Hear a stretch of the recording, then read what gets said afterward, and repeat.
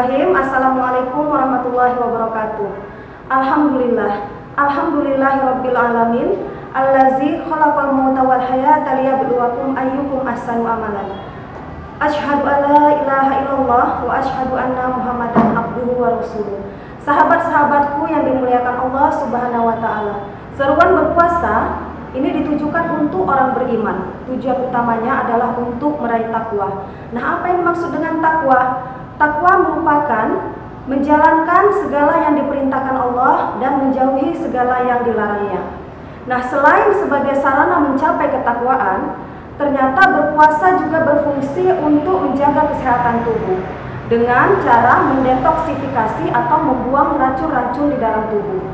Kesehatan merupakan nikmat yang tidak dapat dinilai dengan harta benda. Nah, untuk menjaga kesehatan, tubuh perlu diberikan kesempatan untuk beristirahat. Puasa yang mensyaratkan untuk tidak makan dan minum, serta melakukan perbuatan-perbuatan yang membatalkan puasa dari terbit fajar hingga terbenam matahari. Ini sangat bermanfaat untuk menjaga kesehatan jasmani dan rohani. Puasa juga dapat mencegah penyakit yang timbul karena pola makan kita yang berlebihan. Berdasarkan hadis dari Imam Nasai, ada seorang sahabat yang meminta kepada Rasulullah SAW, "Ya Rasulullah, perintahkanlah kepadaku satu amalan yang Allah akan memberikan manfaatnya kepadaku dengan sebab amalan itu."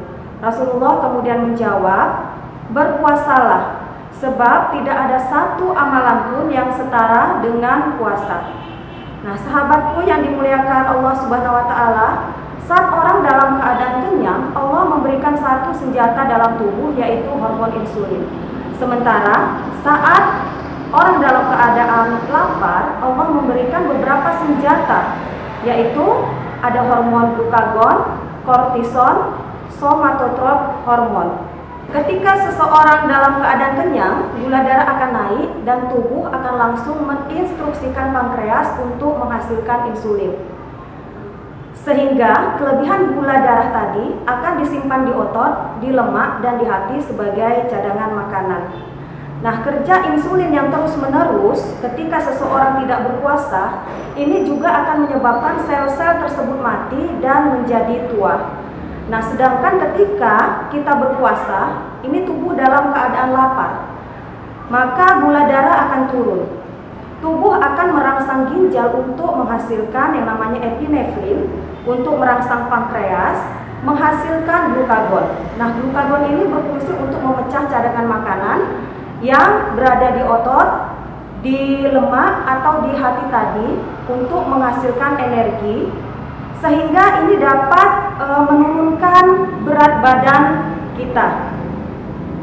Nah, epinefrin juga merangsang otak untuk menghasilkan ACTH, adenocorticotropic hormone, dan ini juga akan merangsang ginjal untuk menghasilkan hormon kortisol, dan ini digunakan untuk menormalkan kadar gula dalam darah. Selain itu, epinefrin juga akan merangsang yang namanya hormon STH atau somatotropin hormon. Ini disebut juga dengan hormon GH atau growth hormone, yaitu berfungsi untuk membantu pertumbuhan. Jadi ini sangat bagus untuk pertumbuhan anak ya, untuk meningkatkan otot dan tulang. Jadi jangan takut untuk memerintahkan anak-anak kita berpuasa.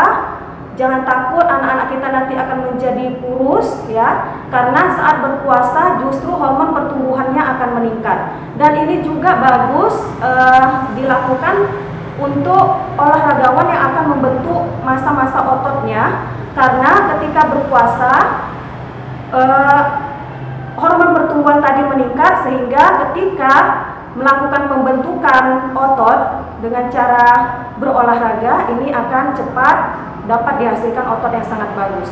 Selain itu juga saat kita berpuasa, hormon FSH dan LH ini juga meningkat ya. Kita ketahui bersama bahwa follicle stimulating hormone ini adalah hormon yang untuk merangsang pemicu atau menghasilkan ovum atau sel telur, dan LH berfungsi untuk merangsang pengeluaran sel telur.